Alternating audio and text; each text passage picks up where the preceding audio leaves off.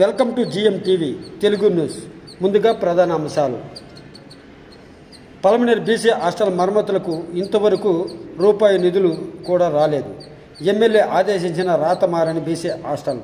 ఈ మేరకు వివరాలు ఇలా ఉన్నాయి. కూటమి ప్రభుత్వం అధికారంలోకి రాగానే పలమనేరు ఎమ్మెల్యే అమర్నాథ్ రెడ్డి స్థానికంగా ఉన్న బీసీ హాస్టల్ తనిఖీ చేశారు.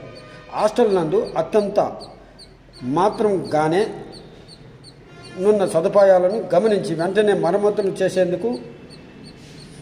చేస్తామని చెప్పిన ఎమ్మెల్యే నీటి మూటలుగా మారిపోయిందని పలువురు ఆరోపిస్తున్నారు. ఇంతవరకు మరమ్మతులకు ఎటువంటి ఆదేశాలు లేకపోవడంతో విద్యార్థులకు ఈ సంవత్సరం కూడా బాధలు తప్పేలా లేదని వార్డెన్ సోమసుందరం రెడ్డి అన్నారు.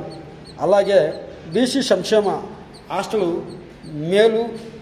మెరుగులు చూస్తే కాస్త బాగానే ఉన్నాయి. అయితే ఇక్కడ నివసించే విద్యార్థులు, బస చేసే విద్యార్థులు, వసతి పొందే విద్యార్థులు మరుగుదొడ్లు, స్నానము గదులు అధ్వానంగా మారడంతో ఈ మరుగుదొడ్లు, స్నానము గదులు 40 ఏళ్ళవి కాబట్టి వాటికి మరమ్మతులు చేపట్టి వారికి మంచి సదుపాయం అందించి సంక్షేమ బాటలో నడిపించాలని వారి తల్లిదండ్రులు, విద్యార్థులు కోరుతున్నారు.